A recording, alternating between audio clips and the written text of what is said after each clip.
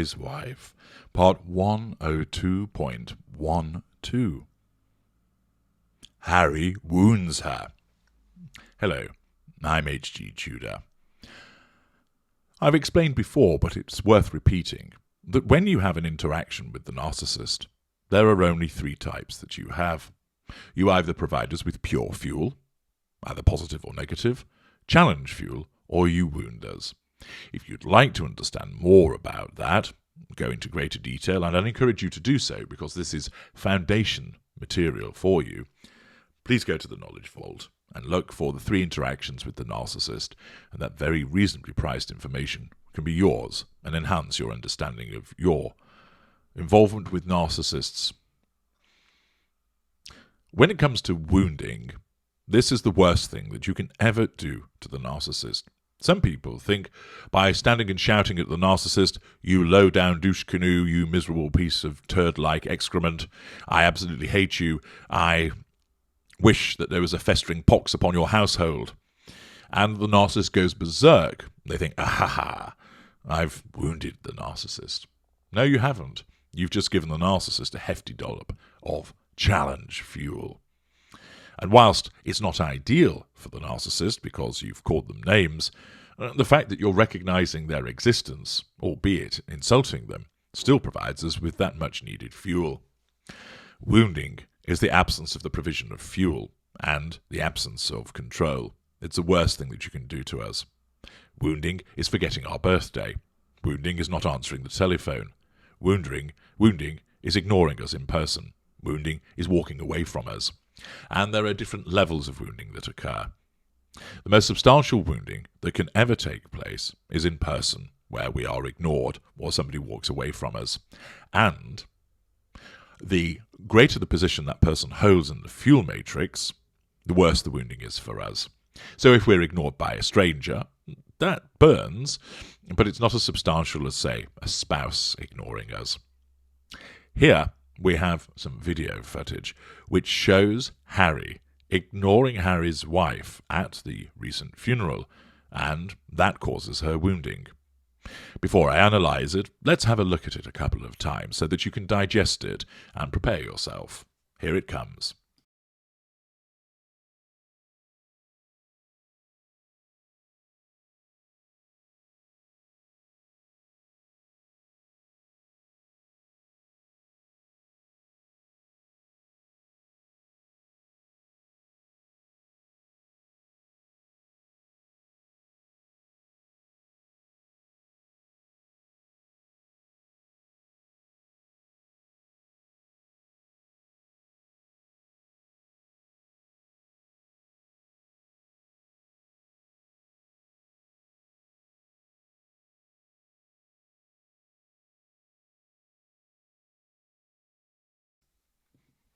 So, as you can see, Harry is initially looking at Harry's wife. He seems somewhat thoughtful, pensive, no doubt thinking to himself, "Fuckety fuck, fuck, fuck. What have I done? What have I done? For the sake of draining my ginger bollocks, I've caused all manner of a hoo-ha." It's as if Harry's wife, of course, can feel his gaze upon her. And, understand, it's not as if she has any supernatural powers, though often it seems that way, but simply because he stood next to her, perhaps out of peripheral vision, she can see that he's looking, or she suspects that he's looking, or, of course, it's quite simply because he's there, and her narcissism directs her to assert control over him by causing her to look at him, and thus she does, and she turns, and the moment that she turns to look at him, he lifts his gaze and finds something in the corner of the church far more interesting to look at. He doesn't give her the slightest momentary glimpse whatsoever. He looks displeased. He looks pissed off. He looks cheesed off as he looks elsewhere. His facial features show a set mouth, and as he looks elsewhere and maintains that, you see that moment from Harry's wife where the wounding impacts upon her.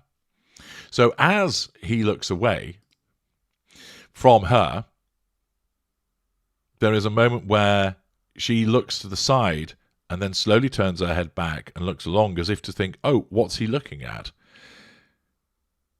And then she looks down as he continues to look elsewhere. At that point, her narcissism doesn't cause her to give him a gentle nudge or put her hand on his forearm or to even try to speak to him. The reason being is that the narcissism recognizes that such tasks would be fruitless. Indeed, might well annoy him further, because of course they are attending his grandmother's funeral, where they are meant to be stood silent in reflection and repose. He clearly ignores her, because as she turns, he looks away. He doesn't offer her a little smile. He doesn't offer her a gentle nod. No, quite simply, he looks away. And at that moment, as the intimate partner primary source being physically proximate to her, he causes substantial wounding by ignoring her. Inside, her fury ignites. However, the facade does a very good job. Rather than her grab hold of him and grip him by the ginger bollocks and squeeze, or elbow him in the ribs, or give him a shove, or say, fucking look at me, you cunt, her narcissism doesn't take her in that direction, because of course it would damage the facade. Instead, the direct assertion of control is completely now off limits. The narcissism recognizes that's not going to work. Indeed, any such attempt would make matters worse. And therefore, it does not direct her down that route. The indirect assertion of control is also denied to her. She can't turn to the person on her left and go, "Psst, Harry's just ignored me. What an absolute twat."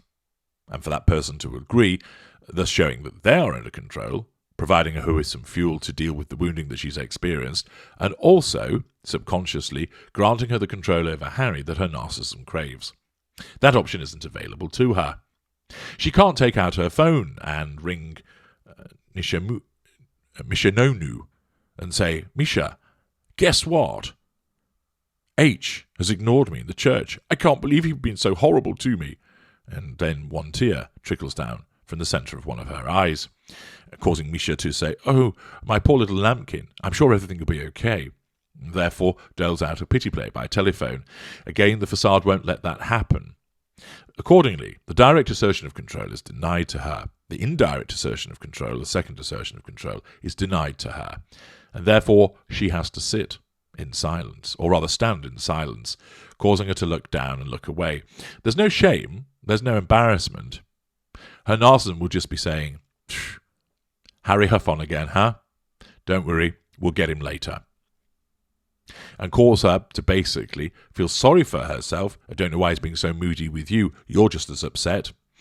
And to think, "Oh, he's just being an monk-on, typical ginger," and similar thoughts, so that she jettisons the threat to control by ascribing it to him just being a huffy, uncaring bastard, and it's not very fair. Feeling sorry for herself, of course. And in that instance, through the third assertion of control, that subconscious control over him is acquired once more. Undoubtedly, the narcissism has now painted him black because he ignored her. She's gained the control again through the third assertion of control, but he becomes painted black.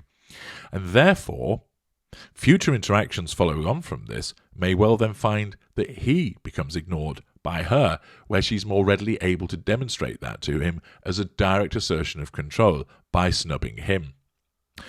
When the facade isn't needed, i.e. behind closed doors, he remains painted black, and she may well then lambast him. "What do you think you were playing at, ignoring me in the church?" Lambasting him, questioning him, perhaps shoving him, perhaps shouting and shrieking at him, maybe picking up a chicken of authenticity that had been flown over and bouncing it off his head. But the fact is, here he wounded her.